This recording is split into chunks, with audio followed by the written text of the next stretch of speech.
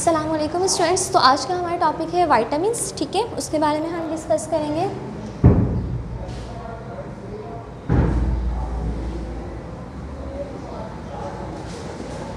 Vitamins, ठीक है। Vitamins क्या होते हैं? ये ऑर्गेनिक कंपाउंड्स होते हैं, ठीक है, जो हमारी बॉडी के मेटाबॉलिज्म के लिए ज़रूरी होते हैं। बहुत स्मॉल क्वांटिटी में ये हमारी बॉडी के लिए चाहिए, ठीक है। ज़्यादा नहीं चाहिए होते, चाहिए लाजमी है। एसेंशियल माइक्रो न्यूट्रिएंट्स में आते हैं, ठीक है। एसेंशियल से मुराद जो हमारी बॉडी सिंथेसाइज नहीं करती, हमें अपनी डाइट में लेना ज़रूरी है। तो विटामिन्स क्या है? ऐसे ऑर्गेनिक कंपाउंड्स हैं, ऐसे माइक्रो न्यूट्रिएंट्स हैं जो कि क्या है, हमारी बॉडी के लिए एसेंशियल है, ठीक है। हमारे बॉडी मेटाबॉलिज्म को रेगुलेट करने के लिए ज़रूरी है, लेकिन स्मॉल क्वांटिटी में क्या होते हैं, रिक्वायर्ड होते हैं। हमारी बॉडी इसको सिंथेसाइज नहीं करती। सिर्फ एक दो विटामिन्स ऐसे हैं जो हमारी बॉडी में सिंथेसाइज होते हैं। जब हम उन टॉपिक्स पे आएंगे तो हम बात करेंगे, लेकिन ज़्यादातर जो विटामिन्स हैं, मोस्टली जो विटामिन्स होते हैं, ये क्या होते हैं, एसेंशियल माइक्रो न्यूट्रिएंट्स, ठीक है। तो विटामिन्स क्या है? Organic compounds which are essential micronutrients and are required in small quantities, ठीक है। आपको बिल्कुल माइनर से स्मॉल क्वांटिटी में चाहिए होता है, ठीक है। माइक्रोग्राम्स या मिलीग्राम्स में आपको चाहिए होता है, ठीक है। ज़्यादा आपको रिक्वायर्ड नहीं होता। तो ये which are required in small quantities for regulation of body metabolism, ठीक है। बॉडी में डिफरेंट तरह के मेटाबॉलिक रिएक्शंस होते हैं जिसमें ये विटामिन्स अपना रोल प्ले करते हैं, ठीक है। अच्छा, पहले जो शुरू में इसका नाम कैसे रखा गया? शुरू में जो विटामिन्स डिस्कवर हुए थे वो सारे अमाइन नेचर के थे, यानी वो क्या थे, अमाइंस थे, ठीक है। और वो बॉडी के लिए ज़रूरी होते थे, तो उनको क्या कहा गया था, वाइटल अमाइंस, ठीक है। मतलब शुरू में जो ये कंपाउंड्स डिस्कवर हुए थे मोस्टली क्या थे, अमाइंस थे, और चूँकि वो हमारी बॉडी के लिए वाइटल होते हैं, ज़रूरी होते हैं, ठीक है। तो उनको क्या कहा गया, वाइटल अमाइंस, और इसी को शॉर्ट करके नाम रख दिया वाइटामाइन, ये, ठीक है। मतलब ये वाइटल अमाइंस की वजह से इसका नाम रखा गया था वाइटामाइन, ठीक है। उसके बाद फिर पता चला कि सारे के सारे विटामिन्स जो है वो अमाइन इन नेचर नहीं होते, इसलिए ये फिर ई हटा के इसका नाम फाइनली क्या रख दिया गया, वाइटामिन, ठीक है। अच्छा, अब ये जो वाइटामिन्स हैं हमारे लिए बहुत ज़्यादा क्या है, एसेंशियल होते हैं, हमें अपनी डाइट में लेना ज़रूरी है, ठीक है। अब दो तरह के विटामिन्स होते हैं। विटामिन्स को हम क्लासीफाई करते हैं टू टाइप्स में। एक वो होते हैं जिनको हम कहते हैं फैट सॉल्युबल विटामिन्स, ठीक है। विटामिन्स दो तरह के होते हैं, ठीक है। कुछ होते हैं फैट सॉल्युबल विटामिन्स और कुछ होते हैं वाटर सॉल्युबल विटामिन्स, ठीक है। Fat soluble vitamins and water soluble vitamins, ठीक है। इससे क्या मुराद है, यानी ये वो विटामिन्स होंगे जो क्या होंगे, नॉन पोलर इन नेचर होंगे, फैट्स के अंदर सॉल्युबल होंगे, यानी लिपिड इन नेचर होंगे ये कंपाउंड्स, ठीक है, फैट सॉल्युबल विटामिन्स। जबकि जो वाटर सॉल्युबल विटामिन्स ये पोलर कंपाउंड्स होंगे, पानी के अंदर जो है वो क्या होंगे, इजिली सॉल्युबल होंगे। दोनों में फ़र्क क्या है?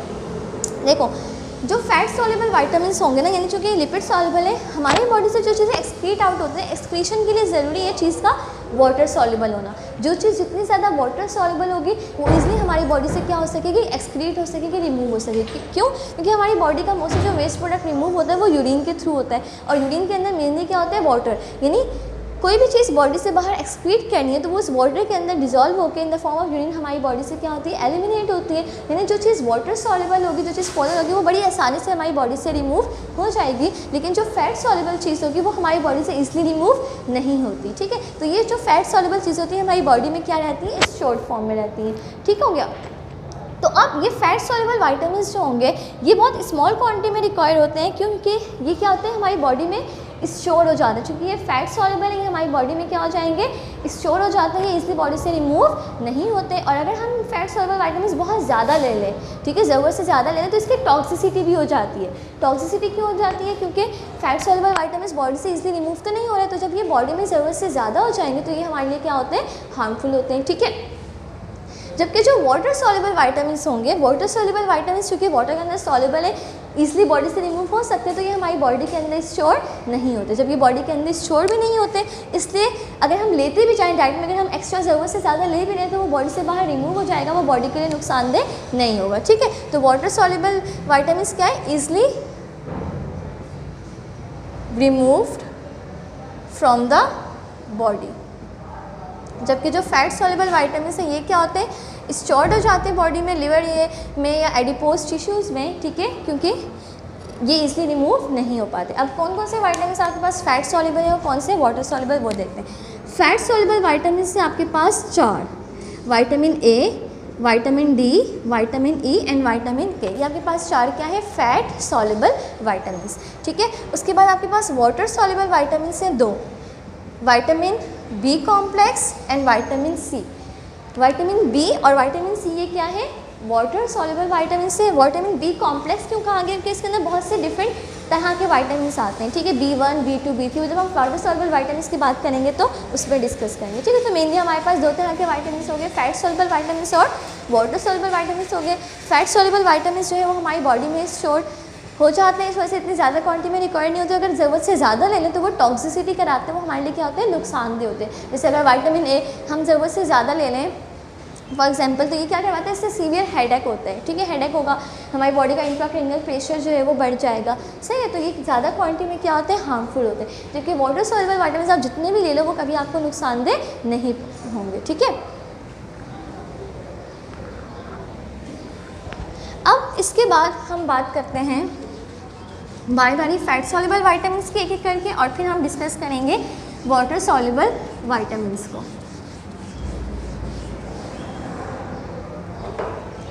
फैट सॉल्युबल वाइटामिन में हम सबसे पहले डिस्कस करते हैं विटामिन ए।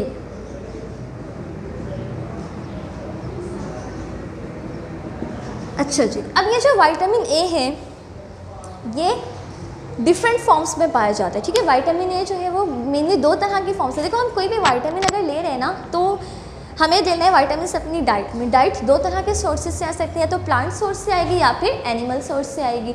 अब ये जो विटामिन ए है ये हमें प्लांट सोर्सेज से भी मिल सकता है और एनिमल सोर्सेज से भी मिल सकता है। ठीक है, तो अब प्लांट सोर्स से जो विटामिन ए आ रहा है और एनिमल सोर्स से जो विटामिन ए आ रहा है उसमें थोड़ा बहुत डिफरेंस होता है। ठीक है, वो मतलब वो डिफरेंट फॉर्म्स के विटामिन होते हैं। तो विटामिन ए जो है वो मेनली 2 फॉर्म्स का होता है, एक वो जो प्लांट से आ रहा है, ठीक है, और एक वो जो एनिमल से आ रहा है।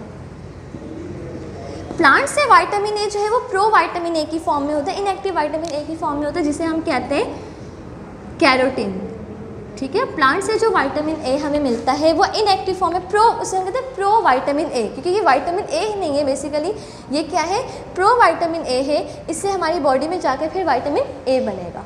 ठीक है, और जबकि एनिमल से हम जो लेते हैं वो रेटिनॉल लेते हैं या फिर रेटिनाइल ईस्टर्स लेते हैं। ठीक है, रेटिनॉल या रेटिनाइल ईस्टर्स हमें एनिमल सोर्सेज से मिलता है और प्लांट से हमें क्या मिलता है, कैरोटीन। ठीक है, विटामिन ए की जो एक्टिव फॉर्म होती है वो मेनली क्या होती है, रेटिनॉल, और इसके और भी डिफरेंट तरह के, अभी हम कंपाउंड्स के बारे में आगे डिस्कस करेंगे, वो भी इसकी क्या होती है, एक्टिव फॉर्म्स। तो विटामिन ए, इसके लिए दूसरा नाम हम यूज़ करते हैं रेटिनॉल का। क्या वर्ड यूज़ करते हैं, रेटिनॉल का। 2 सोर्सेज से आता है, प्लांट सोर्सेज से और एनिमल सोर्स से। अगर आप प्लांट से ले रहे हो तो प्लांट से आप प्रो विटामिन ए लोगे, जो कि क्या है, कैरोटीन, जो ये कैरेट्स के अंदर होता है, बीटा कैरोटीन। ठीक है, और जो आप एनिमल से अगर ले रहे हो तो एनिमल से आपको क्या मिलेगा, रेटिनॉल या रेटिनाइल ईस्टर्स मिलेगा। ठीक है, अब आपने अपनी डाइट में लिया, ठीक है, जब आप अपनी डाइट में ये 2 तरह के कंपाउंड्स लोगे, ठीक है, तो सबसे पहले आपके डाइजेस्टिव सिस्टम्स में जाएंगे फूड्स, और डाइजेस्टिव सिस्टम से फिर ये बॉडी में क्या होंगे, एब्जॉर्ब होंगे। ऐसे ही है। अब अगर आपने फॉर एग्जांपल एनिमल सोर्स से लिया था रेटिनॉल, अगर आपने रेटिनॉल लिया है तो रेटिनॉल जो है वो डायरेक्टली क्या हो जाएगा, एब्जॉर्ब हो जाएगा ब्लड में। डायरेक्टली कहाँ एब्जॉर्ब हो गया, ब्लड में, और फिर ब्लड से वो जाएगा बाकी बॉडी में। अगर आपने डाइट में लिया है रेटिनाइल ईस्टर, अगर आपने रेटिनॉल के बजाय आपने डाइट में क्या लिया था, रेटिनाइल ईस्टर लिया था, तो रेटिनाइल ईस्टर क्या होगा, रेटिनाइल ईस्टर इंटेस्टाइन में आने के बाद ब्रेक डाउन होगा। रेटिनाइल ईस्टर बेसिकली है क्या, रेटिनाइल ईस्टर जो है वो रेटिनॉल प्लस फैटी एसिड है। ये जो रेटिनाइल ईस्टर हमने बात की, रेटिनाइल ईस्टर क्या है, रेटिनॉल प्लस फैटी एसिड, यानी जब रेटिनॉल के मॉलिक्यूल के साथ फैटी एसिड मिलता है तो वो क्या कहलाता है, रेटिनाइल ईस्टर। यानी एनिमल्स के अंदर स्टोरेज फॉर्म में होता है retinol in the form of retinyl esters. तो जब आपने डाइट में रेटिनाइल ईस्टर लिया तो इंटेस्टाइन में जाके वो जो रेटिनाइल ईस्टर है वो रेटिनाइल ईस्टर मॉलिक्यूल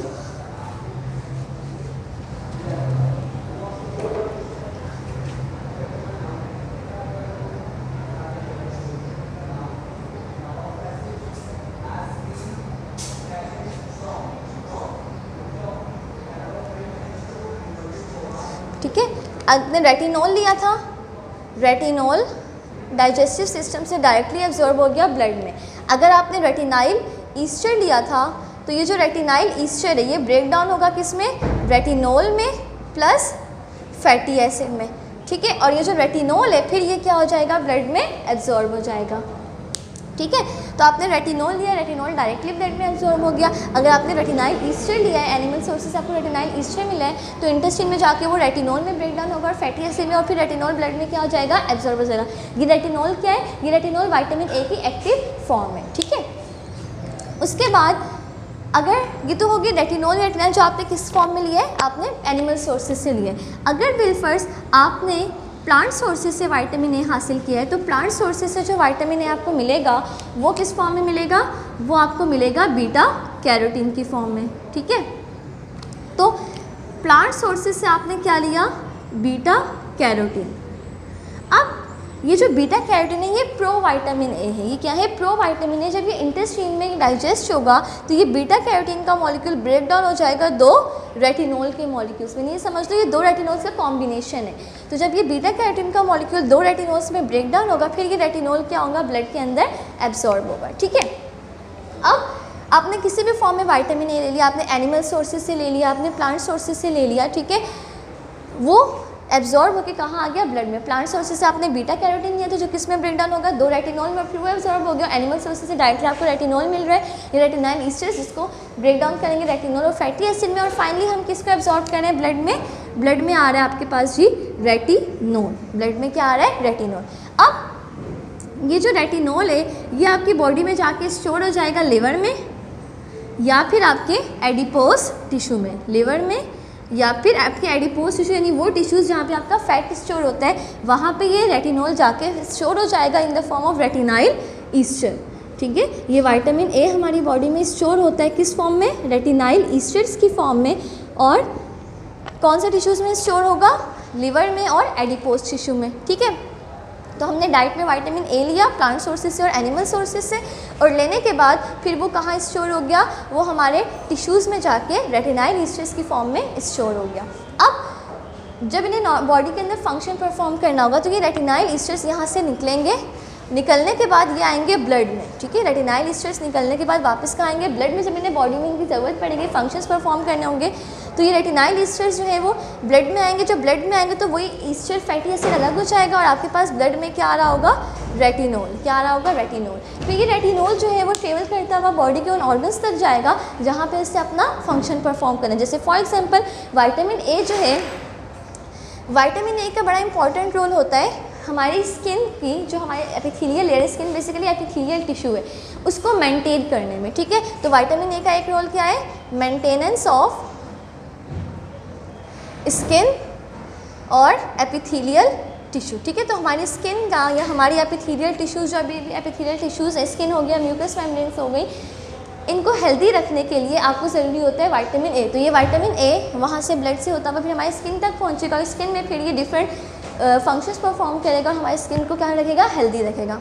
उसके अलावा ये जो विटामिन ए होता है रेटिनॉल, इसका बड़ा इंपॉर्टेंट रोल होता है विजुअल पिगमेंट्स बनाने में। क्या बनाने में, विजुअल पिगमेंट्स बनाने में। विजुअल पिगमेंट्स क्या है, हमारी आइज़ के अंदर, ठीक है, हमारी आइज़ के अंदर ख़ास किस्म के सेल्स होते हैं जिन्हें हम कहते हैं रोड्स एंड कोन्स। ये वो सेल्स हैं जो हमें विजुअल हमारी विजन में क्या करते हैं, हेल्प करते हैं, हमें चीज़ों को देखने में मदद देते हैं। जब लाइट हमारी आंखों में पड़ती है, कोई भी चीज़ जो है, किसी भी चीज़ से लाइट टकराने के बाद हमारी आंखों में पड़ रही है और हमें वो चीज़ नज़र आ रही है, वो क्यों नज़र आ रही है, क्योंकि वो लाइट हमारी आंख में जाके टकराती है इन दो सेल से, रोड्स और कॉन्स से। इन रोड्स और कॉन्स के अंदर मौजूद होते हैं पिगमेंट्स। जैसे रोड्स है, इसके अंदर आपके पास पिगमेंट होता है रोडोप्सिन, ठीक है, और जो कॉन्स है इनके पास इनमें आपके पास पिगमेंट होता है आइडोप्सिन, ठीक है। तो रोडोप्सिन और आइडोप्सिन क्या है, ये विजुअल पिगमेंट्स हैं जो हमारे विजन में देखने में हेल्प करते हैं। और ये पिगमेंट्स हैं रोडोप्सिन और आइडोप्सिन, इसको बनाने के लिए आपको क्या चाहिए होता है, इसके अंदर मौजूद होता है आपके पास रेटिनॉल, और वो रेटिनॉल मौजूद होता है 11 सिस रेटिनल की फॉर्म में, 11 सिस रेटिनल की फॉर्म में। वो जो रेटिनॉल हमने लिया था राइट से, वो रेटिनॉल जो है जब इन विजुअल सेल्स में रोड्स और कॉन्स में जाएगा तो वो कन्वर्ट होगा 11 सिस रेटिनल, ठीक है। रेटिनल यानी एक उसकी एल्डिहाइडिक फॉर्म है, उसमें कन्वर्ट होगा और फिर ये विजुअल पिगमेंट्स रोडोप्सिन और आइडोप्सिन बनाने में हेल्प करेगा, जो कि हमारे विजन में क्या करेगा, हेल्प आउट करेगा, ठीक है। उसके अलावा ये जो रेटिनॉल है स्किन को मेंटेन करने के अलावा, विजुअल पिगमेंट्स बनाने के अलावा, ठीक है, इसका बड़ा इंपॉर्टेंट रोल होता है ग्रोथ को मेंटेन करने में, ठीक है। तो ये किस में हेल्प आउट करता है, इसके अलावा ये हेल्प आउट करेगा मेंटेनेंस ऑफ ग्रोथ में,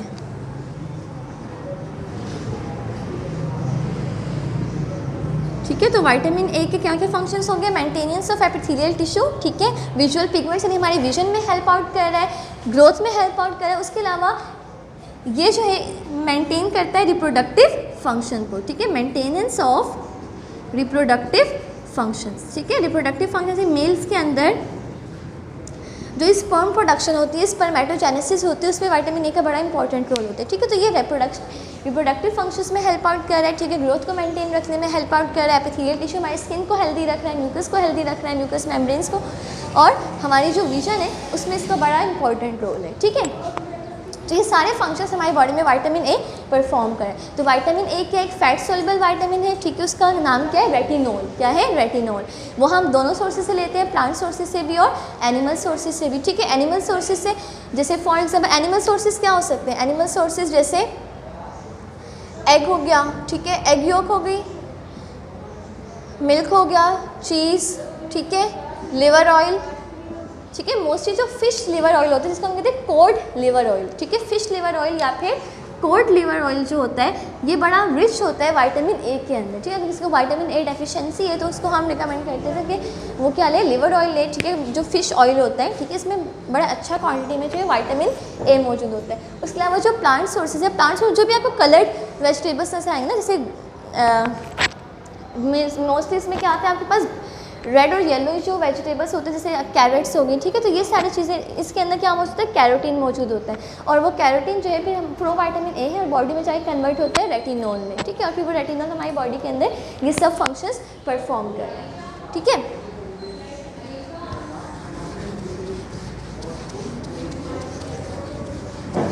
अच्छा, तो ये तो हमने बात कर ली कि विटामिन ए जो है वो उसका एक्टिव फॉर्म क्या होती है, रेटिनॉल होती है। फिर रेटिनॉल डिफरेंट फॉर्म्स में, जैसे 11 सिस रेटिनल में कन्वर्ट हुई थी विजुअल पिगमेंट्स बनाने के लिए। इस तरह से उसकी डिफरेंट क्या होती है, एक्टिव फॉर्म्स होती हैं विटामिन ए की, ठीक है।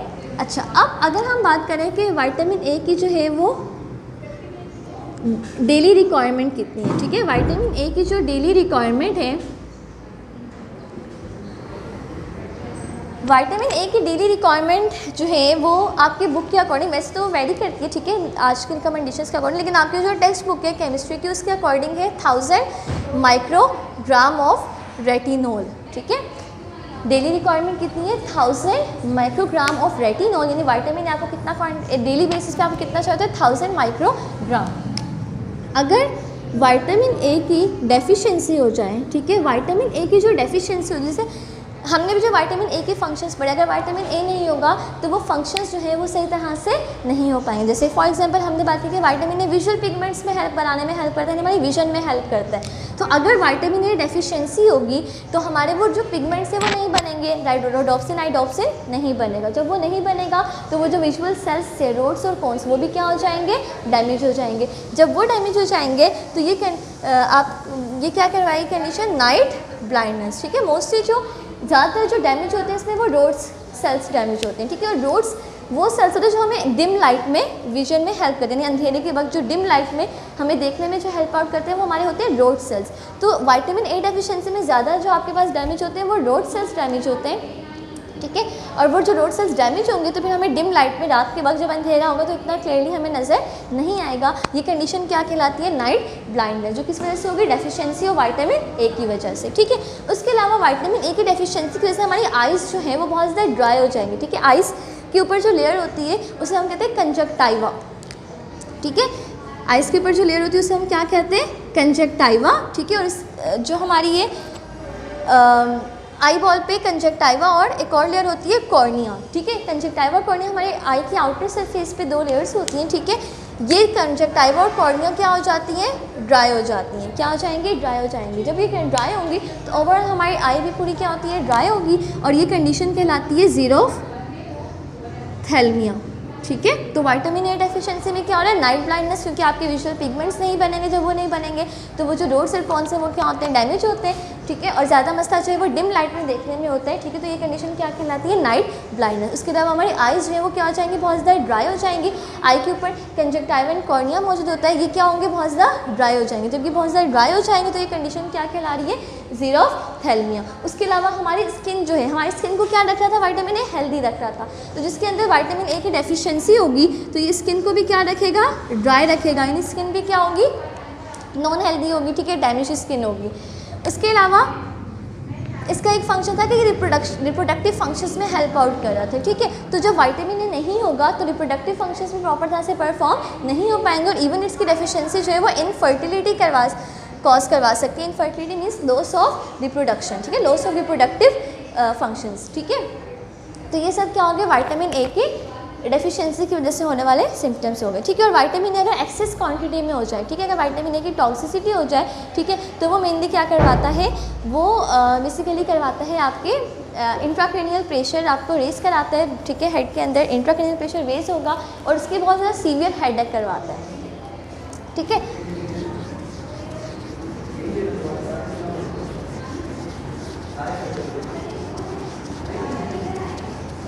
अब इसके बाद स्टूडेंट्स, तो हम डिस्कस करेंगे फैट सॉल्युबल विटामिन्स के बारे में, ठीक है। विटामिन ए पढ़ लिया, अब देखते हैं अपना सेकंड फैट सॉल्युबल विटामिन क्या है, विटामिन डी, ठीक है। विटामिन डी की जो डेली रिक्वायरमेंट होती है 7.5 माइक्रोग्राम पर डे, ठीक है। विटामिन डी की रिक्वायरमेंट होती है 7.5 microgram per day. Vitamin D है वो वाला विटामिन है जो डाइट करने के साथ हमारी बॉडी खुद भी सिंथेसाइज करती है। हमने विटामिन्स की डेफिनेशन में कहा था कि एसेंशियल माइक्रोन्यूट्रिएंट्स होते हैं, ठीक है। तो इस लिहाज से एसेंशियल नहीं हुआ, लेकिन फिर भी इसको हम विटामिन्स में इंक्लूड करते हैं, ठीक है। ये हमारी बॉडी में सिंथेसाइज हो सकता है और अपनी डाइट में भी, ठीक है। तो अब विटामिन डी जो है, इस तरह से हम विटामिन ए प्लांट से भी ले लेते हैं, एनिमल से भी ले लेते हैं, इस तरह से विटामिन डी भी हम प्लांट से भी लेते हैं और एनिमल से भी लेते हैं। प्लांट से अगर हम विटामिन डी ले तो लेते हैं एल्बो कैल्शियम फॉर्म में क्या कहलाता है, विटामिन डी। और अगर हम एनिमल सोर्सेज से ले रहे हैं, एनिमल सोर्सेज से हम लेते हैं फॉलिक एसिड, क्या है, विटामिन डी, ठीक है। तो विटामिन डी भी प्लांट सोर्सेज से ले रहे हैं, विटामिन बी भी हम एनिमल सोर्सेज से ले रहे हैं, और वो डाइट करने के बाद आकर हमारी बॉडी में, इसके अलावा हमारी बॉडी खुद भी सिंथेसाइज करेगी। और हमारी बॉडी क्या सिंथेसाइज करती है, हमारी जो स्किन है, हमारी स्किन में एक कंपाउंड मौजूद होता है जिसे कहते हैं 7-डिहाइड्रोकोलेस्टेरॉल, क्या नाम कहते हैं, 7-डिहाइड्रोकोलेस्टेरॉल। जब उसके ऊपर अल्ट्रावायलेट रिएक्शंस पड़ती हैं तो 7-डिहाइड्रोकोलेस्टेरॉल जो वो कन्वर्ट होता है फोलिक एसिड, इससे कन्वर्ट होता है फोलिक एसिड। उसके बाद ये फोलिक एसिड जो है वो आता है आपकी बॉडी में, ठीक है। जो फोलिक एसिड है ये inactive form of vitamin D है, एल्बो एसिड भी इनएक्टिव होता है, ये बॉडी का कन्वर्ट होता है फोलिक एसिड में। और ये जो फोलिक एसिड है ये होता है inactive form of vitamin D, यानी एक्टिव फॉर्म नहीं कर सकता। विटामिन डी आता है हमारी बॉडी में, अब इसे क्या होता है, एक्टिव होना है। एक्टिव होने के से 2 ऑर्गन्स के पास जाता है, ठीक है। पहले जाएगा लिवर के पास, फिर जाएगा किडनीज में। अब ये folic acid inactive form of vitamin D यानी विटामिन डी3 जो है, यानी फोलिक एसिड, ये सबसे पहले जाएगा लिवर में। जब ये लिवर में जाएगा तो इसके 25 कार्बन पे ऐड होगा हाइड्रोक्सिल, क्योंकि इसमें क्या ऐड होगा, एक हाइड्रोक्सिल ग्रुप ऐड होगा, कौन सा कार्बन पे, 25 कार्बन पे, और कार्बन चलेगा 25 हाइड्रोक्सी फोलिक एसिड। उसके बाद ये 25 हाइड्रोक्सी फोलिक एसिड आपके किडनीज में आएगा। जब ये किडनीज में आएगा तो किडनीज में आके 25 हाइड्रोक्सी फोलिक एसिड में एक और OH का ग्रुप ऐड होगा। अब के बारे में जो OH ग्रुप ऐड होगा, अब के बाद जो हाइड्रोक्सिलेशन होगी वो होगी कार्बन नंबर 1। तो पहले ये 25 हाइड्रोक्सी फोलिक एसिड होता है, जिसमें पहले कार्बन में भी OH ग्रुप ऐड हो गया। अब ये बन जाएगा 125 डाइहाइड्रोक्सी फोलिक एसिड। और ये जो 125 डाइहाइड्रोक्सी फोलिक एसिड ये active form of vitamin D, जिसको हम क्या कहते हैं, कैल्सीट्रायोल, ठीक है। तो विटामिन डी हमारी बॉडी में बना, ठीक है, डाइट में 7-डिहाइड्रोकोलेस्टेरॉल कन्वर्ट हो फोलिक एसिड और फिर क्या हो गया, एक्टिव हो गया, ठीक है। फोलिक एसिड ट्रायोल में कन्वर्ट हो गया 125 डाइहाइड्रोक्सी फोलिक एसिड में। या फिर हमने अपनी डाइट में ले लिया एल्बो एसिड या फिर फोलिक एसिड, तो हमें भी हमारी बॉडी जाके क्या हो गया, एक्टिव हो गया। अब जो हमारे विटामिन डी जो है वो एक्टिव हो चुका है, कैल्सीट्रायोल हो चुका है, 125 डाइहाइड्रोक्सी फोलिक एसिड। अब ये क्या फंक्शंस परफॉर्म करेगा,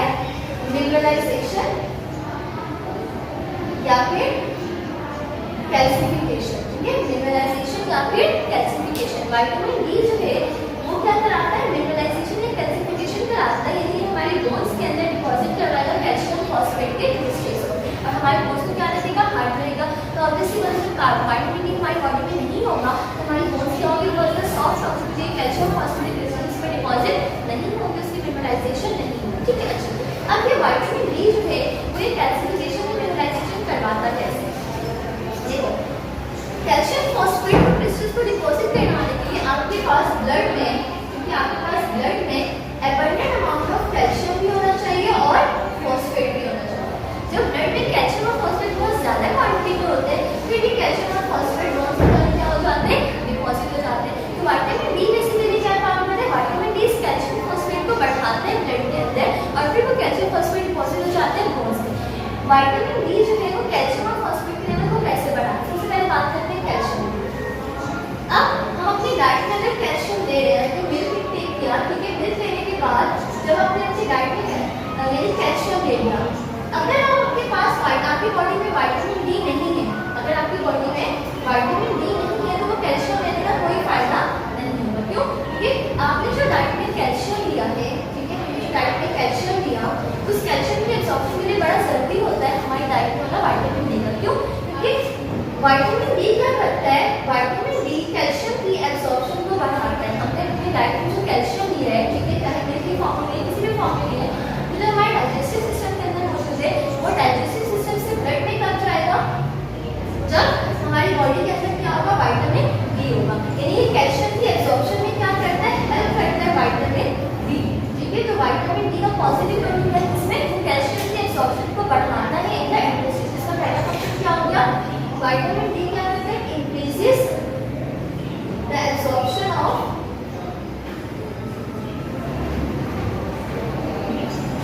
कैल्शियम फ्रॉम द इंटेस्टाइन, ठीक है। हमारे इंटेस्टाइन से कैल्शियम की एब्जॉर्प्शन बढ़ाएगा ताकि ब्लड में कैल्शियम का लेवल ज्यादा हो और फिर वो कैल्शियम क्या हो जाए, डिपॉजिट हो जाए, ठीक है। अब सेकेंडली क्या करेगा, आपको पता है हमारी जो किडनीज होती है, किडनीज के अंदर ब्लड होता है फिल्टर, किडनीज के अंदर ब्लड क्या होगा, फिल्टर। किडनीज के अंदर आपके पास क्या होती है, ट्यूबुलर स्ट्रक्चर्स होते हैं जिन्हें हम क्या कहते हैं, नेफ्रॉन्स। किडनीज के अंदर क्या होती है, नेफ्रॉन्स होती है। ये नेफ्रॉन्स क्या करती है, ये हमारे ब्लड को फिल्टर करती है।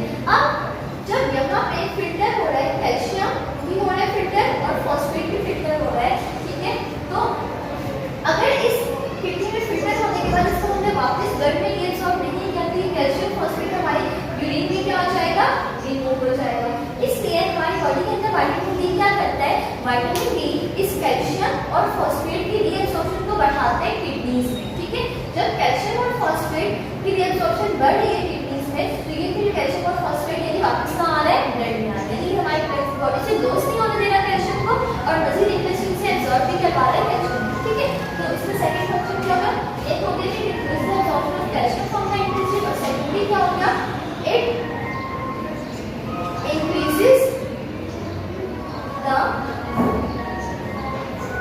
reabsorption of calcium and phosphate from kidney tubules, ठीक है। किडनी के अंदर जो tubules हैं उनसे reabsorption में क्या करते हैं, हेल्प करते हैं। यानी इन शॉर्ट विटामिन डी क्या कह रहा है, विटामिन डी हमारे ब्लड के अंदर कैल्शियम और फॉस्फेट के लेवल को बढ़ा रहा है और जब कैल्शियम और फॉस्फेट ब्लड के अंदर बढ़ता है तो जाके डिपॉजिट हो जाता है बोन्स में, जो कि ये प्रोसेस क्या कहलाता है, मिनरलाइजेशन या कैल्सिफिकेशन। विटामिन डी जो है वो हमारे बोन्स की मिनरलाइजेशन के लिए, कैल्सिफिकेशन के लिए क्या है, बड़ा जरूरी है।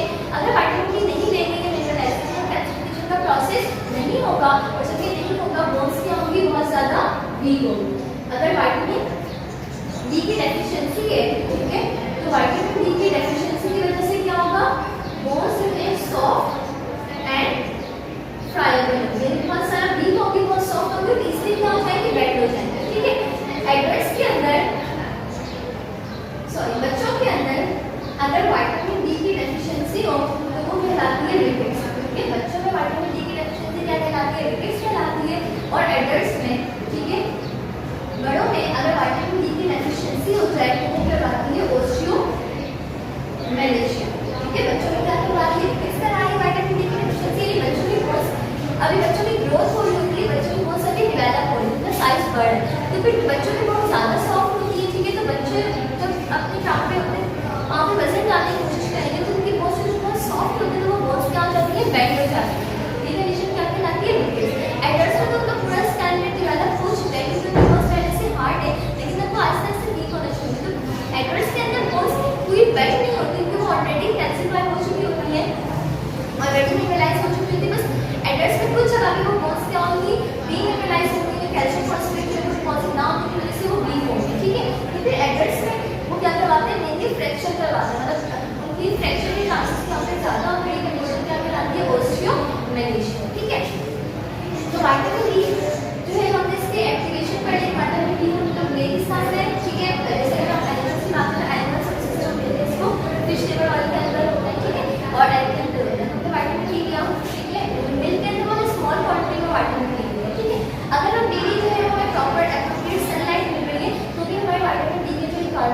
भी हो जाएगी, ठीक है। और अगर विटामिन डी जो हम करते हैं तो बोन्स की मिनरलाइजेशन या कैल्सिफिकेशन में हेल्प कर रहा है, ठीक है। कैसे हेल्प कर रहा है? इंटेस्टाइन से कैल्शियम के एब्जॉर्प्शन बढ़ा रहा है, ठीक है, और किडनी से कैल्शियम फॉस्फेट की रीएब्जॉर्प्शन बढ़ा रहा है। इसकी वजह से ब्लड के अंदर कैल्शियम फॉस्फेट बढ़ रहा है, जो कि क्या हो रहा है? बोन्स में जाके डिपॉजिट हो रहा है, मिनरलाइज हो रहा है, बोन्स क्या हो रही है? स्ट्रांग हो रही है। अगर डेफिशिएंसी हो जाएगी तो बच्चों को क्या करवाए? रिकेट्स करवा रहा है, जिनमें उनकी बोन्स पूरी तरह से बेंड हो जाती है, ठीक है। और एडल्ट्स में बोन्स बेंड नहीं होती, उसके फ्रैक्चर के चांसेस बढ़ जाते हैं, जो कंडीशन क्या कहलाती है? ओस्टियोमेलेशिया कहलाती है, ठीक है।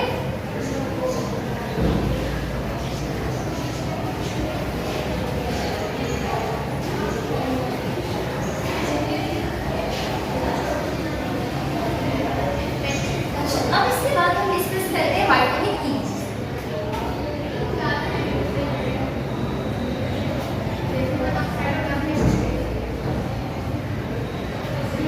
विटामिन ई जो है इसका दूसरा नाम है टोकोफेरोल, ठीक है। विटामिन ई को हम क्या कहते हैं? टोकोफेरोल, ठीक है। डिफरेंट केवल एक तरह के टोकोफेरोल होते हैं, लेकिन मोस्ट कॉमनली जो हमारी बॉडी, जो हमारी डाइट में मोस्ट होता है, जो हम इंटेक करते हैं, वो होता है अल्फा टोकोफेरोल, ठीक है। Vitamin E most of this form में इंटेक किया जाता है अल्फा टोकोफेरोल की फॉर्म में, और इसका मेन सोर्स क्या होता है? ग्रीन लीफी वेजिटेबल्स, ठीक है। मेन सोर्स इसका क्या होता है? ग्रीन लीफी वेजिटेबल्स, ठीक है। और इसके जो हमारी डेली रिक्वायरमेंट होती है विटामिन ई की, वो कितनी होती है? 10 mg, ठीक है। 10 to 15 mg होता है आपके डॉक्टर अकॉर्डिंग इसकी रिक्वायरमेंट होती है 10 mg विटामिन ई की, जो डेली बेसिस पे हमें रिक्वायर होता है। ये भी क्या है? फैट सॉल्युबल विटामिन, और सबसे ज़्यादा क्वांटिटी में ग्रीन लीफी वेजिटेबल्स के अंदर मिलेगा, कैबेज वगैरह के अंदर, पालक, स्पिनच, इस सब की चीज़ों के अंदर हमें ये ज़्यादा क्वांटिटी में मिलेगी, ठीक है। अच्छा, अब इसका फंक्शन क्या है? विटामिन ई जो है ये बड़ा इंपॉर्टेंट होता है, इसका रोल होता है एंटीऑक्सीडेंट, ठीक है। विटामिन ई जो है it act as an antioxidant, ठीक है।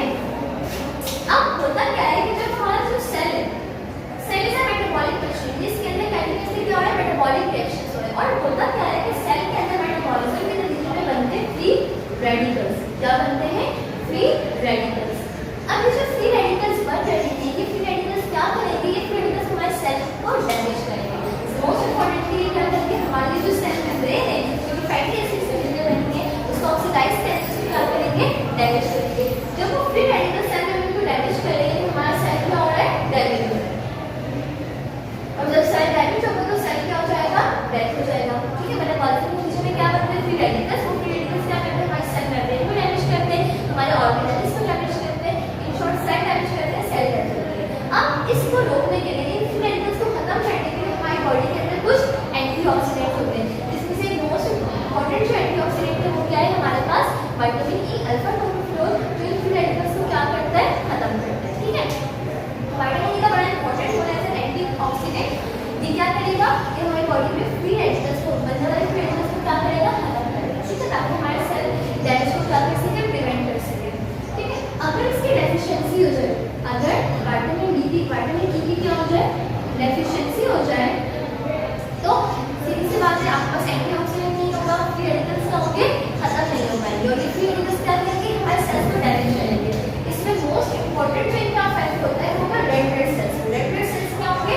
डैमेज होंगे। जब रेड ब्लड सेल्स डैमेज होंगे, ब्रेक डाउन होंगे, तो ये कंडीशन कहलाती है हीमोलाइसिस। ये कंडीशन क्या कहलाती है? हीमोलाइसिस। तो जब हमारी बॉडी में विटामिन ई की डेफिशिएंसी हो जाती है, तो विटामिन ई की डेफिशिएंसी होने की वजह से क्या होगा?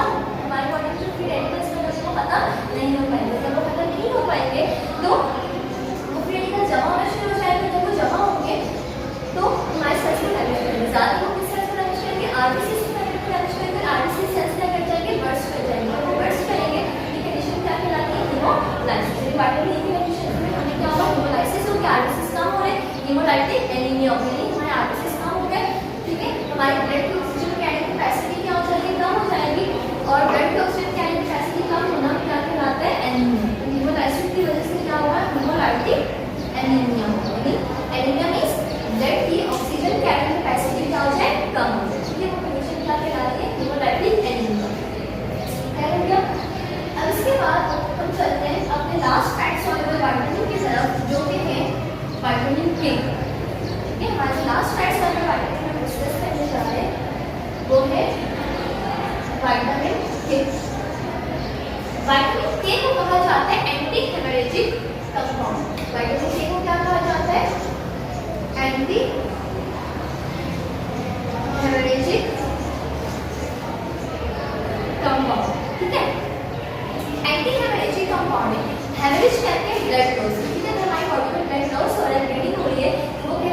हेमरेज। अगर विटामिन के क्या करता है, हमारी ब्लीडिंग को, हमारे ब्लड फ्लो को क्या करता है, प्रिवेंट करने के लिए क्या है, एंटी हेमरेजिक कंपाउंड है। ऐसे हम अभी डिस्कस करेंगे। इसकी जो डेली रिक्वायरमेंट है विटामिन के की, ये होती है 70 to 140 माइक्रोग्राम। विटामिन के की डेली रिक्वायरमेंट कितनी है, 70 to 140 माइक्रोग्राम। ठीक है। अच्छा, विटामिन के हम डाइट में भी लेते हैं। उसके अलावा हमारी बॉडी के अंदर, हमारे इंटेस्टाइन में कुछ बैक्टीरिया मौजूद होते हैं जिसे हम कहते हैं नॉर्मल फ्लोरा। ठीक है। वो जो नॉर्मल फ्लोरा है वो भी क्या करते हैं, नॉर्मल फ्लोरा का कुछ बैक्टीरिया कहते हैं जो नॉर्मली हमारी बॉडी के रेजिडेंट्स होते हैं, नॉर्मली हमारी बॉडी में रहते हैं। तो वो जो नॉर्मल फ्लोरा है वो भी क्या करते हैं, विटामिन के को सिंथेसाइज करते हैं। ठीक है। तो विटामिन के कहाँ से आ रहा है, obtained from diet or synthesized in the body by normal flora in intestine। ठीक है। इंटेस्टाइन में जो आपके पास नॉर्मल फ्लोरा है वो क्या करते हैं, विटामिन के सिंथेसाइज करते हैं। इसका हम विटामिन के जो है वो डिफरेंट फॉर्म्स में होता है। एक होता है विटामिन के1 जो हमें बेसिकली प्लांट से हासिल होता है, जिसको हम कहते हैं फाइलोक्विनोन। ठीक है। फाइलोक्विनोन विटामिन के1 है जो कहाँ से हासिल होता है, प्लांट से हासिल होता है। ठीक है। कहाँ से हासिल होता है, प्लांट से। उसके बाद सेकंड जो विटामिन है उसे हम कहते हैं K2। ठीक है। और वो K2 जो विटामिन है उसका नाम है मेनाक्विनोन। ठीक है। और ये जो मेनाक्विनोन है ये हासिल हो रहा होता है कहाँ से, एनिमल से। कहाँ से हासिल हो रहा होता है, एनिमल से। ठीक है। ये दोनों क्या है, नेचुरल विटामिन है, नेचुरल नहीं, नेचुरली जो ऑर्गेनिजम्स के अंदर पाए जाते हैं, बॉडी के अंदर सिंथेसाइज करते हैं। ये एनिमल्स के अंदर बन रहा है मेनाक्विनोन, और K1 जो है वो प्लांट्स के अंदर बन रहा है विटामिन। इसके अलावा एक होता है सिंथेटिक विटामिन के, यानी वो विटामिन के जो हमारे जो हम आर्टिफिशियली तैयार कर रहे हैं वो विटामिन के ही होता है, और उसको हम कहते हैं मेनाडाइन। उसको हम क्या नाम देते हैं, मेनाडाइन। ठीक है। तो विटामिन के इसके 3 फॉर्म्स होते हैं, K1 K2 K3। अगर प्लांट से ले रहे हैं नेचुरल फाइलोक्विनोन, अगर एनिमल से ले रहे हैं वो नेचुरल मेनाक्विनोन, अगर हम सिंथेटिक है सप्लीमेंट्स के तौर पर ले रहे हैं क्योंकि वो क्या लाता है विटामिन K3 जो किस फॉर्म में होता है, मेनाडाइन के फॉर्म में। अब चाहे कोई भी विटामिन के की जब हमारी बॉडी में जाके एक्टिव होगा, ठीक है, तो विटामिन के क्या करता है, विटामिन के करता है हेल्प्स इन ब्लड क्लॉटिंग। ठीक है। विटामिन के क्यों जरूरी है, विटामिन के हमारे ब्लड को क्लॉट करने के लिए जरूरी है। फॉर एग्जांपल अगर आपको कोई चोट लगी या फिर आपको ब्लीडिंग हो गई, अब वो अगर हमारी बॉडी के अंदर विटामिन के होगा तो वो ब्लीडिंग स्टॉप होगी, यानी ब्लड को क्लॉट करने में क्या करे, हेल्प आउट करे। अगर विटामिन के की डेफिशिएंसी है तो अगर इससे ब्लीडिंग स्टार्ट हो तो ब्लीडिंग होगी कि नहीं, वो मैकेनिज्म क्या हो जाएगा, वो बहता जाएगा। ये क्या करता है, प्रोटीन में हेल्प करता है, ब्लीडिंग को रोक है। इसीलिए हमने इसको क्या नाम दिया था, एंटी हेमरेजिक कंपाउंड। क्या नाम दिया था, एंटी हेमरेजिक कंपाउंड। अब ये जो विटामिन के है ये किस तरह से प्रोटीन में हेल्प करता है। ठीक है। विटामिन के जो है वो किस तरह से प्रोटीन में हेल्प करता है। देखो जो क्लोटिंग होती है ना, यानी ब्लड का क्या होना, जमना, यानी आपके पास ब्लड वेसल है, क्योंकि यहाँ पे क्या है, ब्लड वेसल है, जैसे ब्लड फ्लो करता है। अगर इस ब्लड वेसल में कट लग जाए तो कट लगने की वजह से क्या होगा, ब्लीडिंग स्टार्ट हो जाएगी। तो जब ये कट लगता है, ये ब्लड वेसल डैमेज होती है, थोड़ी देर बाद यहाँ पे क्या बन जाता है, ब्लड क्लॉट बन जाता है। क्या बन जाता है, ब्लड क्लॉट, जो ब्लीडिंग को क्या करते हैं, स्टॉप करता है। इस ब्लड क्लॉट के लिए एक आपको चाहिए होते हैं प्लेटलेट्स। क्या चाहिए होते हैं, प्लेटलेट्स। ओके। एक तरह से आपके पास क्या है, ब्लड सेल्स। इन प्लेटलेट्स के साथ साथ आपको चाहिए होते हैं क्लोटिंग फैक्टर्स। क्या चाहिए होंगे, क्लोटिंग फैक्टर्स। ये क्लोटिंग फैक्टर्स तकरीबन 13 या 14 टाइप्स के होते हैं। ठीक है। डिफरेंट टाइप्स के आपके पास क्लोटिंग फैक्टर्स तकरीबन 13 या 15 आपके पास क्लोटिंग फैक्टर्स मौजूद होते हैं। ठीक है। अब उसमें से 4 ऐसे क्लोटिंग फैक्टर्स हैं जो हमारे लिवर में बन रहे हैं। कौन कौन से, clotting factor 2, clotting factor 7, 9 and 10। ये वाले क्लोटिंग फैक्टर जब हमारे लिवर में बनते हैं, ठीक है, तो लिवर में जब ये क्लोटिंग फैक्टर्स बन रहे हैं तो बनने के बाद ये क्या होते हैं, मॉडिफाई होते हैं। बनने के बाद ये क्या होते हैं, मॉडिफाई, यानी लिवर ने क्या किया, लिवर ने क्लोटिंग फैक्टर्स को बनाया। ठीक है। क्लोटिंग फैक्टर बेसिकली प्रोटीन है, क्या है, प्रोटीन अमीनो एसिड की चेन है। ठीक है। अब लिवर ने जब ये प्रोटीन्स बनाए, जब लिवर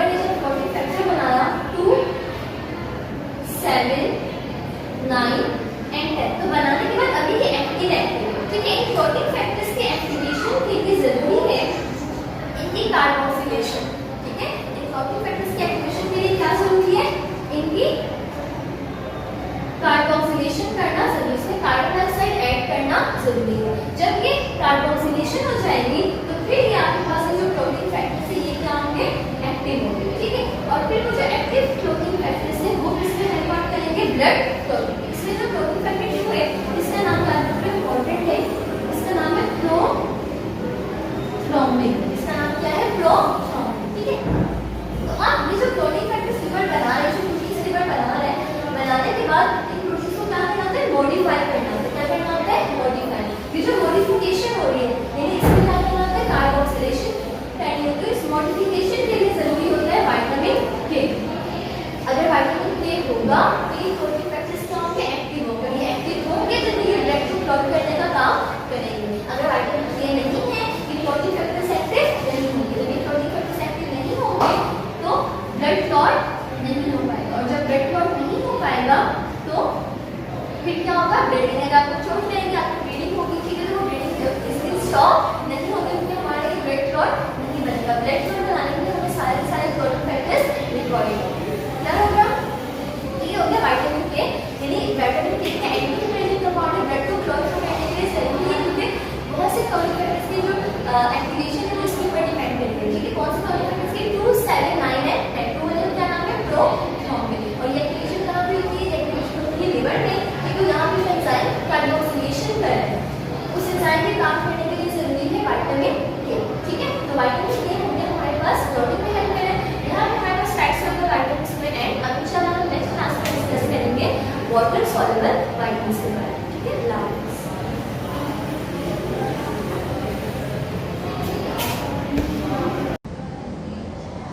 अस्सलाम वालेकुम स्टूडेंट्स। तो हम लोग डिस्कस कर रहे थे विटामिन्स के बारे में। हमने डिस्कस कर लिए fat soluble vitamins, vitamin A, vitamin D, E and के। अब हम चलते हैं वाटर सॉल्युबल विटामिन्स की तरफ। वाटर सॉल्युबल विटामिन्स हमारे पास दो होते हैं, vitamin C and vitamin B complex. तो पहले हम बात करते हैं विटामिन सी की, ठीक है।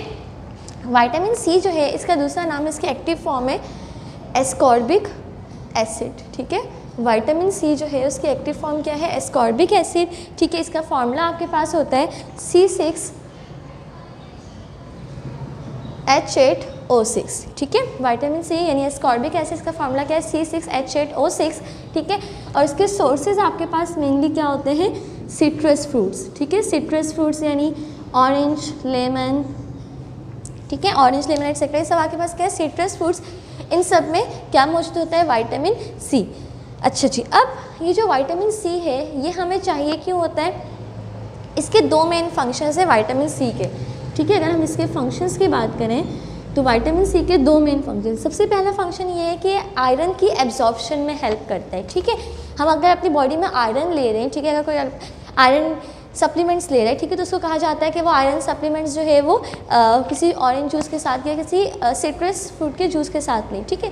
उससे क्या होता है, उससे होगा क्योंकि उसके अंदर विटामिन सी होता है और विटामिन सी जो है वो हेल्प आउट करता है किसमें, आयरन की एब्जॉर्प्शन में, ठीक है। तो फर्स्ट फंक्शन क्या हो गया, इट हेल्प्स इन द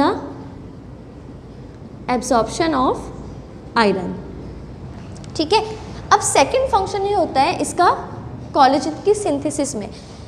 हमारी बॉडी के अंदर एक टिश्यू होता है जिसे हम कहते हैं कनेक्टिव टिश्यू, ठीक है। हमारी बॉडी के अंदर एक टिश्यू होता है, उसे हम क्या नाम देते हैं, कनेक्टिव टिश्यू।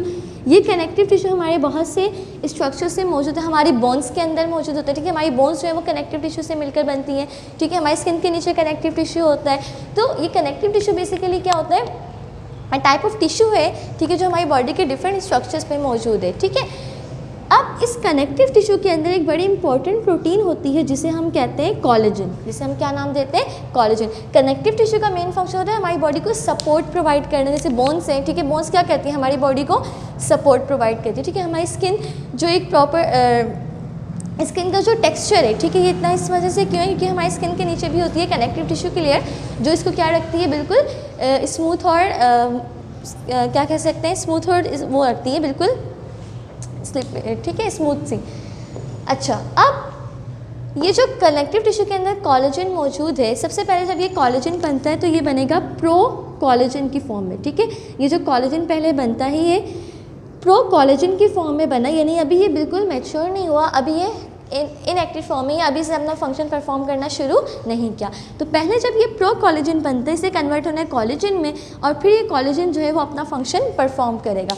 अब प्रो कोलेजन जो है इसको एक्टिव करने में, इसको कोलेजन में कन्वर्ट करने के लिए इसकी हमने करनी होती है हाइड्रोक्सिलेशन, प्रो कोलेजन बेसिकली क्या है, एक प्रोटीन है, ठीक है। कोलेजन क्या है, एक प्रोटीन है, अमाइनो एसिड से मिलकर बनी है, ठीक है। तो ये जो प्रो कोलेजन है इसमें अमाइनो एसिड्स मौजूद है। कुछ अमाइनो एसिड्स की हमने करनी होती है हाइड्रोक्सिलेशन, ठीक है। जब आप हाइड्रोक्सिलेशन करोगे तो आपके पास एक्टिव फॉर्म में बन जाएगा कोलेजन। अब इस हाइड्रोक्सिलेशन के लिए ज़रूरी होता है आपको विटामिन सी। तो यानी अगर विटामिन सी होगा तो ये प्रो कोलेजन कोलेजन में कन्वर्ट होगा और फिर ये कोलेजन आपके कनेक्टिव टिश्यू में मौजूद होगा और सपोर्ट का काम करेगा। अगर विटामिन सी की डेफिशिएंसी है हमारी बॉडी में तो कोलेजन की सिंथेसिस क्या हो जाएगी, डिस्टर्ब हो जाएगी। जब कोलेजन की सिंथेसिस डिस्टर्ब हो जाएगी, ठीक है, तो विटामिन सी डेफिशिएंसी में हमारे पास क्या होगा, विटामिन सी डेफिशिएंसी में जी आपके पास कनेक्टिव टिश्यू जो होगा वो वीक होगा। क्यों? क्योंकि कोलेजन की सिंथेसिस नहीं हो पाएगी, कनेक्टिव टिश्यू वीक होगा, ठीक है। हमारी स्किन जो होती है, कनेक्टिव टिश्यू हमने बताया हमारी स्किन के नीचे होती है, ठीक है। तो अगर वहाँ पे कनेक्टिव टिश्यू जो है वो आपके पास सही से मौजूद नहीं है, ठीक है, तो वो क्या होगा, वो वीक होगा, तो स्किन के ऊपर रिंकल्स आना शुरू हो जाएंगे। उसके अलावा हमारे जो गम्स होते हैं, मसूड़े, उसके अंदर भी कनेक्टिव टिश्यू होता है। अगर कोलेजन नहीं है बन रहा सही से, ठीक है, तो वो कनेक्टिव टिश्यू भी सही तरह से डेवलप नहीं हो पाएगा और हमारे गम्स से क्या होगी, ब्लीडिंग होगी, ठीक है। हमारी स्किन भी जो है वो रफ हो रही है, रिंकल्ड स्किन हो रही है, ठीक है। हमारे गम्स से जो है वो ब्लीडिंग हो रही है, हमारे टीथ जो है वो सही तरह से उन मसूड़ों के अंदर फिक्स नहीं होंगे। ये कंडीशन फिर कहलाती है स्कर्वी, ठीक है। तो विटामिन सी की डेफिशिएंसी की वजह से ये जो कनेक्टिव टिश्यू जो है वो ठीक से नहीं बन पा रहा है, ये कोलेजन की सिंथेसिस डिस्टर्ब हो रही है, इसकी वजह से आपके पास जो बीमारी होती है उसे हम क्या नाम देते हैं, स्कर्वी। स्कर्वी के अंदर हमारे पास क्या हो रहा है, गम्स ब्लीडिंग, ठीक है, क्योंकि हमारे जो गम्स हैं, जो मसूड़े हैं, उसके अंदर भी कनेक्टिव टिश्यू होता है, कोलेजन होता है। अगर वो ठीक से सिंथेसिस नहीं होगी उसकी तो वो कोलेजन वो गम्स से क्या करेंगे, ब्लीड करेंगे, ठीक है। उसके अलावा हमारी स्किन भी क्या होगी, रिंकल्ड होगी। क्यों? क्योंकि हमारी स्किन को जो प्रॉपर टेक्सचर इसको मेंटेन करके रखता है, ठीक है। अगर स्किन के अंदर भी कनेक्टिव टिश्यू खराब नहीं होगा तो हमारी स्किन भी क्या हो जाएगी, रिंकल्ड हो जाएगी। उसके अलावा, ठीक है, तो ये मेन होंगे कि विटामिन सी की डेफिशिएंसी की वजह से हाँ गम्स ब्लीडिंग हो रही है और टीथ जो है वो क्या होंगे, लूज़, मतलब वो हिलना शुरू हो जाएंगे, ठीक है। अच्छा, ये तो एक चीज़ होगी कि विटामिन सी की डेफिशिएंसी की वजह से स्कर्वी में ये सब मिले। उसके अलावा आपको पता है कि विटामिन सी की जो डेफिशिएंसी है, विटामिन सी क्या करता है, आयरन की एब्जॉर्प्शन में हेल्प करता है। अगर हमारी बॉडी के अंदर विटामिन सी की डेफिशिएंसी है तो उसकी वजह से क्या होता है, उसकी वजह से एनीमिया होगा, ठीक है। तो इसके अंदर विटामिन सी की डेफिशिएंसी की वजह से एक और चीज़ क्या हो रही है, एनीमिया। क्यों? क्योंकि आयरन एब्जॉर्ब नहीं हो पाएगा और जब आयरन एब्जॉर्ब नहीं होगा, ठीक है, तो वो क्या करवाएगा, एनीमिया, ठीक है। तो ये बेसिक चीज़ें होंगी विटामिन सी के बारे में। अब आगे चलते हैं अगले वाटर सॉल्युबल विटामिन की तरफ, जो कि क्या है, विटामिन बी कॉम्प्लेक्स।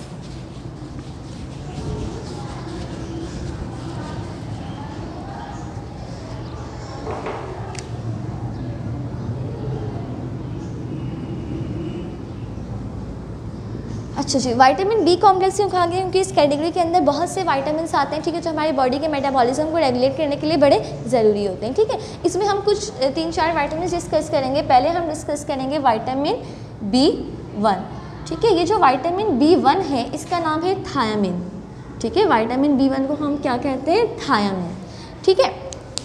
ये जो थायामिन है, ठीक है, इस थायामिन की एक्टिव फॉर्म, ठीक है, वो कहलाती है थायामिन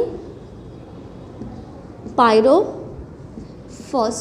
यानी हमने अपनी डाइट में क्या लिया, हमने अपनी डाइट में विटामिन B1 लिया थायामिन की फॉर्म में, ठीक है, और हमारी बॉडी में जाके वो एक्टिव हो गया किसमें, थायामिन पायरोफॉस्फेट में। और फिर ये जो थायामिन पायरोफॉस्फेट है, ये थायामिन पायरोफॉस्फेट जो है वो कोएंजाइम का काम करता है। किसका काम करेगा, कोएंजाइम का।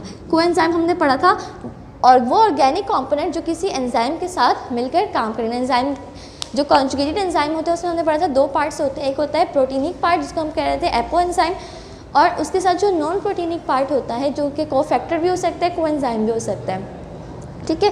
तो ये कोएंजाइम में बेसिकली आपके एंजाइम की हेल्प आउट करता है। तो ये जो थायमिन पायरोफॉस्फेट है ये हमारी बॉडी में क्या कर रहा होता है, ये हमारी बॉडी में कोएंजाइम का काम करेगा, ठीक है। और मेनली जो कोएंजाइम का काम करता है ये कार्बोहाइड्रेट मेटाबॉलिज्म में करता है। यानी हमारी बॉडी के अंदर मेनली 3 तरह के मेटाबॉलिज्म चल रहे होते हैं, 4 तरह के, कार्बोहाइड्रेट मेटाबॉलिज्म, लिपिड मेटाबॉलिज्म और प्रोटीन मेटाबॉलिज्म, ठीक है। तो इसमें जो थायमिन पायरोफॉस्फेट है ये किसमें कोएंजाइम का काम करता है, इन कार्बोहाइड्रेट मेटाबॉलिज्म। अच्छा, इसकी जो डेली रिक्वायरमेंट होती है विटामिन B1 की वो कितनी होगी, इसकी डेली रिक्वायरमेंट होती है 1.1 टू 1.5 माइक्रोग्राम, ठीक है, 1.1 टू 1.5 माइक्रोग्राम, ठीक है। अच्छा, उसके बाद इसके जो सोर्सेज हैं विटामिन B1 के, ठीक है, विटामिन B1 के सोर्सेज जो हैं वो क्या होते हैं, liver, grains, legumes, fruits, egg etcetera, ठीक है। तो ये सब हमारे पास क्या है, इसके सोर्सेज हैं, ठीक है। तो विटामिन B1 क्या है, विटामिन B1 थायामिन है, ठीक है, एक वाटर सॉल्युबल विटामिन है। हम कहाँ से लेते हैं, लिवर, ठीक है, यानी एनिमल सोर्सेज से भी ले रहे हैं और प्लांट सोर्सेज से भी ले रहे हैं। Liver is an animal source, ठीक है, ग्रेन से हासिल कर रहे हैं, लेग्यूम्स दालों वगैरह से, फ्रूट्स एग से हम हासिल कर रहे हैं, ठीक है। और उसके बाद हमारी बॉडी में जाने के बाद ये किस में कन्वर्ट हो जाता है, थायामिन पायरोफॉस्फेट में। ये थायामिन पायरोफॉस्फेट क्या करता है, ये एज एन कोएंजाइम काम करते हैं इन कार्बोहाइड्रेट मेटाबॉलिज्म, यानी हमारी बॉडी के अंदर जो कार्बोहाइड्रेट से रिलेटेड जो भी केमिकल रिएक्शंस हो रहे होते हैं, ठीक है, उसमें डिफरेंट जगह पे ये कोएंजाइम का काम करेगा, ठीक है। अब अगर हम इसकी डेफिशिएंसी की बात करें, अगर विटामिन B1 की डेफिशिएंसी हो जाए, विटामिन B1 की डेफिशिएंसी की वजह से जो डिजीज़ होता है उसको हम कहते हैं बेरी, ठीक है। विटामिन B1 की डेफिशिएंसी डिजीज़ करवाती है जिसे हम क्या कहते हैं, बेरी। और ये बेरी दो तरह का होता है, एक होता है ड्राई बेरी और एक होता है वेट बेरी, ठीक है। ड्राई बेरी यानी विटामिन B1 की डेफिशिएंसी की वजह से अगर न्यूरोलॉजिकल डिस्टर्बेंसेस हो रही है, यानी अगर हमारा जो नर्वस सिस्टम है वो डिस्टर्ब हो रहा है, ठीक है, हम मेंटली क्या हो रहे हैं, डिस्टर्ब हो रहे हैं, ठीक है, हमारा मेंटल फंक्शन क्या हो रहा है, ख़राब हो रहा है, तो वो कहलाता है ड्राई बेरी। और अगर विटामिन B1 की डेफिशिएंसी अफेक्ट करिए हमारे हार्ट को, ठीक है, यानी अगर फॉर एग्जांपल आपके पास हो रहा है हार्ट फेलियर, ठीक है, और हार्ट फेलियर की वजह से आपको मिल रहा है एडिमा, ठीक है, यानी सूजन मिलती है हार्ट फेलियर में, आपको एडिमा मिलता है, ठीक है, तो ये वाली जो कंडीशन है ये क्या कहलाएगी, वेट बेरी, ठीक है। तो बेरी क्या हो गया, वो डिजीज़ है जो विटामिन B1 की डेफिशिएंसी की वजह से हो रहा है, ठीक है। और ड्राई बेरी में आपको मेंटल डिस्टर्बेंस मिलेगी, न्यूरोलॉजिकल डिस्टर्बेंस मिलेगी, और वेट बेरी में आपको हार्ट फेलियर या एडिमा मिलेगा।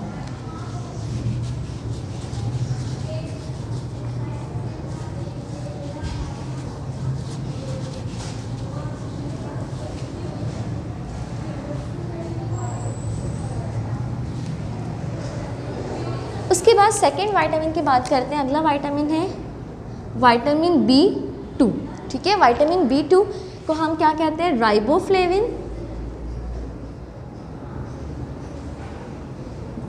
या फिर लैक्टोफ्लेविन, ठीक है, राइबोफ्लेविन या फिर लैक्टोफ्लेविन, ठीक है। इसका जो केमिकल नेम है वो आपके पास होता है 6,7 डाइमिथाइल 9D रिबिटाइल आइसो एलोक्साजिन, ठीक है। ये आपके पास क्या है, ये विटामिन B2 यानी राइबोफ्लेविन का केमिकल नेम है 6,7 डाइमिथाइल 9D रिबिटाइल आइसो एलोक्साजिन, ठीक है। इसकी जो डेली रिक्वायरमेंट होती है वो आपके पास कितनी होगी, इसकी डेली रिक्वायरमेंट होती है 1.3 टू 1.7 mg, ठीक है। और इसके सोर्सेज क्या होते हैं, सोर्सेज में हमारे पास वही चीज़ आ जाती हैं, लिवर, ठीक है, ग्रेन्स, फिश एट्सेट्रा, ठीक है, ये आपके पास मेन सोर्सेज हैं, ठीक है। अच्छा, मिल्क के अंदर भी पाया जाता है राइबोफ्लेविन, ठीक है, मिल्क और एग के अंदर भी होता है, ठीक है। अच्छा, ये जो विटामिन होता है राइबोफ्लेविन, ये हीट सेंसिटिव तो नहीं होता है, यानी आप इसको टेम्परेचर ज़्यादा देखो तो उससे डिस्ट्रॉय नहीं होता है, लेकिन ये लाइट सेंसिटिव होता है। अगर इसे आप लाइट के नीचे रखोगे तो ये फ़ौरन से क्या हो जाता है, डिस्ट्रॉय हो जाता है, ठीक है। ये हीट सेंसिटिव नहीं है बल्कि ये क्या है, लाइट सेंसिटिव है। अच्छा, उसके बाद अगर हम बात करें इसके फंक्शंस की, तो ये जो राइबोफ्लेविन है यानी विटामिन B2, ये हमारी बॉडी में जाने के बाद कन्वर्ट हो जाता है दो सब्सटेंसेस में, या तो ये बना देता है FMN या ये बनाता है FAD, ठीक है। FMN कहलाता है फ्लेविन मोनो न्यूक्लियोटाइड, ठीक है, और FAD कहलाता है फ्लेविन एडेनिन डाई न्यूक्लियोटाइड, ठीक है। तो FMN क्या है, फ्लेविन मोनोन्यूक्लियोटाइड, FAD क्या है, फ्लेविन एडेनिन डाइन्यूक्लियोटाइड, ठीक है। ये दो राइबोफ्लेविन कन्वर्ट हो गया इन दो सब्सटेंसेस में, और ये दोनों क्या है आपके पास, ये दोनों एक्ट करते हैं एज अ कोएंजाइम। हमारी बॉडी के डिफरेंट स्ट्रक्चर्स और डिफरेंट मेटाबॉलिज्म को रेगुलेट करने के लिए हमारी बॉडी में क्या होते हैं, ज़रूरी होते हैं, ठीक है।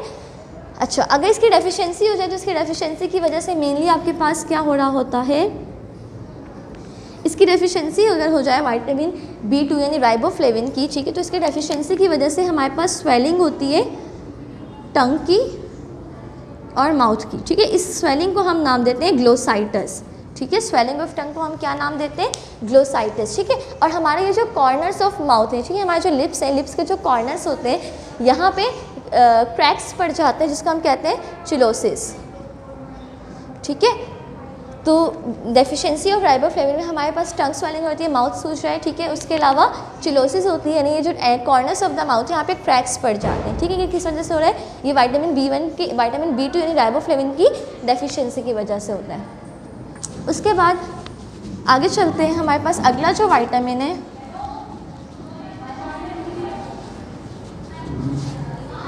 अगला विटामिन है हमारे पास विटामिन B3, ठीक है। जो विटामिन B3 है उसका नाम है नायसिन या फिर निकोटिनिक एसिड, ठीक है।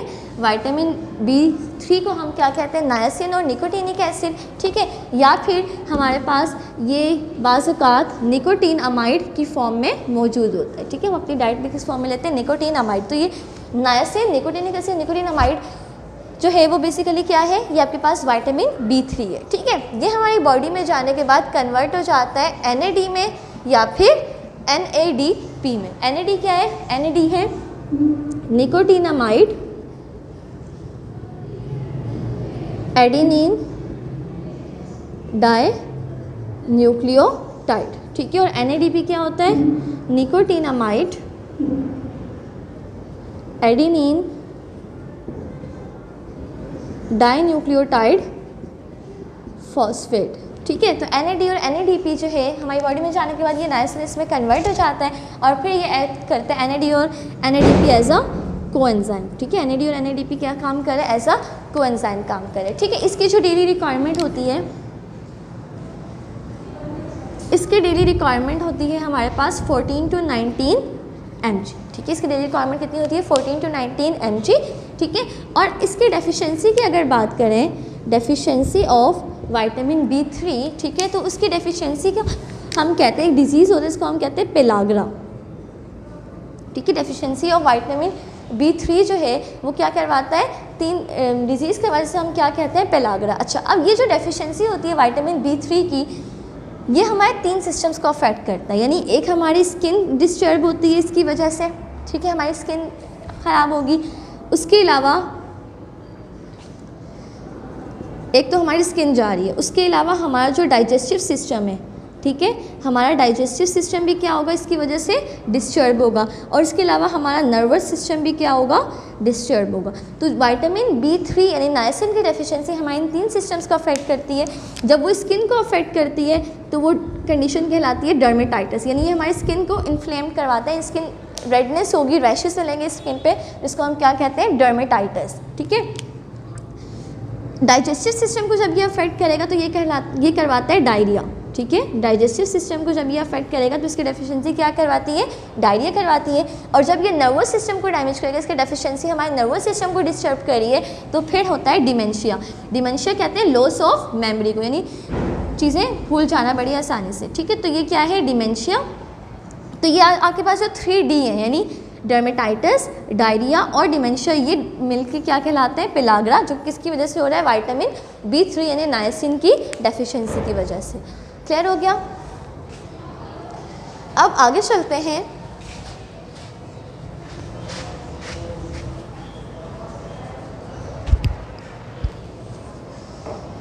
हमारे पास जो लास्ट विटामिन है वो है विटामिन B6, ठीक है।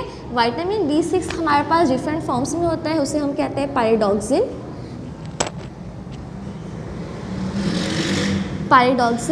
फॉस्फेट या फिर पायरिडॉक्सामाइन, ठीक है। ये विटामिन B6 की डिफरेंट फॉर्म्स हैं, ठीक है। और ये भी क्या कर रहे होते हैं, ये विटामिन्स भी हमारी बॉडी में एक्ट करते हैं एज अ कोएंजाइम, और ये कोएंजाइम का काम करते हैं कौन से मेटाबॉलिज्म में, इन अमाइनो एसिड मेटाबॉलिज्म, यानी अमाइनो एसिड से रिलेटेड हमारी बॉडी में जो भी केमिकल रिएक्शंस हो रहे होंगे उनके अंदर ये कोएंजाइम का काम करेगा। उसके अलावा फैटी एसिड मेटाबॉलिज्म में भी ये क्या करता है, एज अ कोएंजाइम काम करता है। ठीक है, तो ये क्या हो गया, vitamin B6 pyroxene, pyroxene phosphate, pyroxene इसके डिफरेंट फॉर्म से हमारी बॉडी में काम करता है ऐसे कोएंजाइम, कौन से रिएक्शंस में काम करते हैं, amino acid metabolism and fatty acid metabolism में। ठीक है, और इसकी जो आपकी डेली रिक्वायरमेंट होती है, इसकी डेली रिक्वायरमेंट होती है आपके पास 2.2 मिलीग्राम। ठीक है, 2.2 मिलीग्राम जो इसकी डेली रिक्वायरमेंट होती है। और अगर इसकी डेफिशिएंसी की बात करें तो इसकी डेफिशिएंसी मेनली करवाती है स्किन डिसऑर्डर, यानी आपकी स्किन जो है वो क्या होगी, इसकी वजह से डैमेज होगी, स्किन डिसऑर्डर होगा। ठीक है, तो ये मेनली हमारे पास कुछ बेसिक विटामिन बी कॉम्प्लेक्स हो गए। इसके अलावा भी डिफरेंट तरह के विटामिन होते हैं, जैसे एक विटामिन B12 होता है जिसको हम कहते हैं साइनोकोबालामीन। ठीक है, फॉलिक एसिड होता है, लेकिन वो हमारी बुक का टॉपिक नहीं है तो उसको हम डिस्कस नहीं करेंगे। ठीक है, तो ये हो गया हमारे पास विटामिन का टॉपिक कंप्लीट। अब इसके बाद हमारे पास लास्ट टॉपिक रह गया, वो हम अपने नेक्स्ट क्लास में डिस्कस करेंगे। तब तक के लिए अल्लाह हाफिज़।